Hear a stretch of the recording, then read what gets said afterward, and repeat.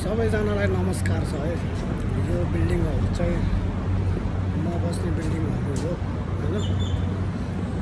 यसमा चाहिँ धेरैजना छ, धेरैजना होइन धेरै कम्पनीहरू छ क्या। अब तपाईँहरूलाई राम्रो ठाउँ देखाउन नसके भने आफू बस्ने ठाउँहरू रुमहरू चाहिँ देखाइदिन्छु म। अब हाम्रो केटाहरू सुतिरहेको होला है, डे नाइट हुन्छ। डे गर्ने बाहिर हुन्छ, नाइट गर्ने सुतिरहेको हुन्छ डेमा होइन। थुप्रै छ कि भित्र हो कि म हेर्नु नि कतिवटा बिल्डिङ कटेर आइसक्यो होइन। यो भित्र छ कि यहाँ त उसै पऱ्यो भने सुरुमा त कता आउँछ है। त्यस्तो बिस्तारै पछि बानी लाग्छ। फेरि गेटबाट छिरेपछि भित्र हुन्छ कि।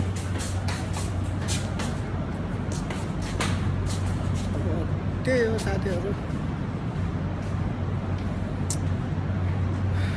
यो घाम लाग्ने ठाउँमा बाँच्न चाहिँ गाह्रो छ यार कसम। दुबईको ट्याक्सी ड्राइभर भन्छ होइन, ट्याक्सी ड्राइभरको पीडा चाहिँ लास यहाँनिर। रुन मात्र सक्दैन क्या केटाहरू रुन मात्र सक्दैन होइन। त्यही भएर केटाहरू रक्सी खाने अनि एप्स फन्डिङ भइदिने। त्यो एप्स फन्डिङ भनेको चाहिँ अब काममै नगइदिने अनि बाहिर हिँडिदिने, कम्पनीसँग कन्ट्याक्टमै नबस्ने कि। रुममा चाहिँ रुममै बस्ने, फेरि रुम चाहिँ नछोड्ने फेरि है। रुम चाहिँ नछोड्ने, कम्पनीको काम पनि नगर्ने, त्यस्तो छ क्या होइन। अब के गर्नु यहाँ फेरि भन्यो भने फेरि यहाँको यो दुबईको चाहिँ कस्तो छ भने होइन, दुबईको बारेमा यो अलिकति भनौँ न त्यो न्युज अलिकति नराम्रो न्युज बोल्यो भने पनि यहाँ फेरि कारवाही हुन्छ। त्यस्तो छ फेरि फाइन हान्ने, यता गर्ने उता गर्ने के गर्ने गर्छ नि त यहाँ। त्यस्तो छ है। अनि बोल्न पनि मिल्दैन क्या। तर यहाँनिर समस्या चाहिँ कहाँनिर छ भन्दाखेरि चाहिँ यो भेडा बाख्रा ल्याएको जस्तो ल्याउँछ कि मान्छे। तपाईँको ड्राइभर हेर्नु अहिले पनि होइन 95 जना कतिजना त अस्ति भर्खरै आएको छ फेरि यो कम्पनीमा नयाँ ड्राइभर है। त्यो पनि नेपाली मात्र। त्यसपछि छुट्टै 65 जना, कति धेरै आएको हेरो केटा हो। यहाँ यो कम्पनीमा चाहिँ तिमीहरू खसी बन्ने हो क्या। बोका भएर आउँछ उताबाट होइन, यहाँ आइसकेपछि खसी हुन्छ खसी। जस्तै कि म पनि खसी नै भइसकेँ यहाँ। अब झन्डै हुन लागिसक्यो है। त्यही भएर केटाहरू भिजा नलाग्दै विचार गर्दाखेरि पनि केही फरक पर्दैन। जब भिजा लाग्छ, लाइसेन्स भन्छ नि, त्यो पनि के लाइसेन्स रे,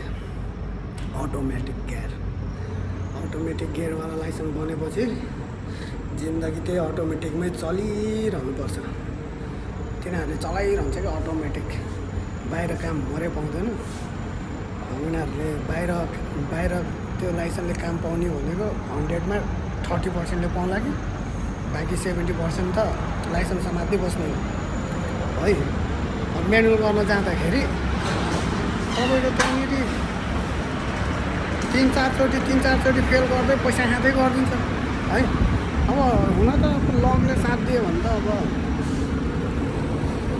त्यहाँ पनि हुन्छ है, नहुने होइन। म त्यसरी हुँदैन नि त भन्दिनँ होइन। कतिजनाको नि भइरहेछ, राम्रै भइरहेछ। तर प्राय भनौँ न, प्राय म जस्तै चाहिँ 70% मैले भेटेँ क्या। सब पीडितमा 7,000 8,000 आउटस्ट्यान्डिङ। कसैको 1300, कसैको 13,000, कसैको 15,000 उनीहरूको देख्दा पनि यहाँ सुन्दा पनि औडै हुन्छ।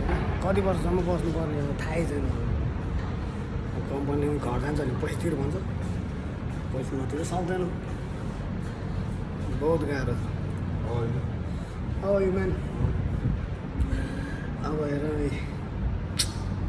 जिन्दगी चल्न त चलिरहेछ, पिरमा चलिरहेछ है।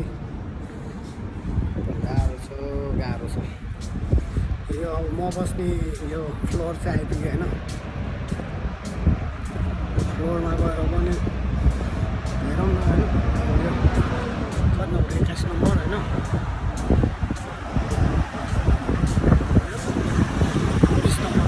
बिल्डिङ नम्बर 1 21 नम्बरमा होइन। केही डिस्टर्ब गर्नु सुतिरहेको केटाहरू सुतोस् एकछिन। यो मनको पीडाहरू चाहिँ कहाँ पोख्ने त होइन, कसलाई पोख्ने त? यहाँ पोख्ने ठाउँ त छैन केटाहरूको पारा। अनि त्यही हो नि, विदेशमा सुध्रिन्छ भनेर आउँछ नि होइन। जति पनि साथीभाइहरू विदेशमा आएपछि सुध्रिन्छु, विदेश गएपछि सुध्रिन्छु भन्छ नि, यत्रो सुध्रिन्छ। झन् बिग्रिन्छ विदेश आएर। मैले जानेको बुझेको चाहिँ कि झन् बिग्रिन्छ। अब लेबरहरूमा क्लिनरहरूमा भने 1000 रुपियाँ स्यालेरी हुन्छ है। त्यसैमा खाने बस्ने ल कम्पनीले दिए नि 1000 रुपियाँ स्यालेरी हुन्छ। कति पर्छ? कति पर्दैन। 12-13 घन्टा 14 घन्टा काम लगाइदिन्छ। ड्राइभरमा आयो यस्तो छ पारा है। कहिले के ब्लक गरिदिन्छ, कहिले मिटर सस्पेन्ड हानिन्छ, कहिले के सस्पेन्ड हानिन्छ, कहिले के भनिदिन्छ, कहिले ढ्याकल डर्टी भनिदिन्छ, कहिले के डर्टी भनिदिन्छ। त्यही कम्पनी जाँदा त्यही टाइम लस। टार्गेट हान्ने कहिले कसम भने यो मनको पीडा कहाँ पोखाम भएर कसरी पोखौँ। अनि के गर्ने त भन्यो। अनि बेलुका भएपछि यहाँ तलतिर छ्याप्छ्याप्दै दारी बेच्छ हेर्नु है, यहाँ तलतिर होइन। यो कुनामा मैले सुरुमै भने नि, कुनामा मैले दारू मैले कस्तो खाने, कस्तो क्वालिटीको खाने होइन, कति खाने। 15, 10 बियर 6 रुपियाँ। कालीहरूले नेपालीहरूले लोडले बेच्छ होइन। के गर्नु त, अलिअलि पैसा हुन्छ, साथीभाइसँग मिल्यो, 20 रुपियाँ उठायो गयो, दारू खायो, बस्यो। जिन्दगी चल्न त चलेछ, पिरमा चलेछ।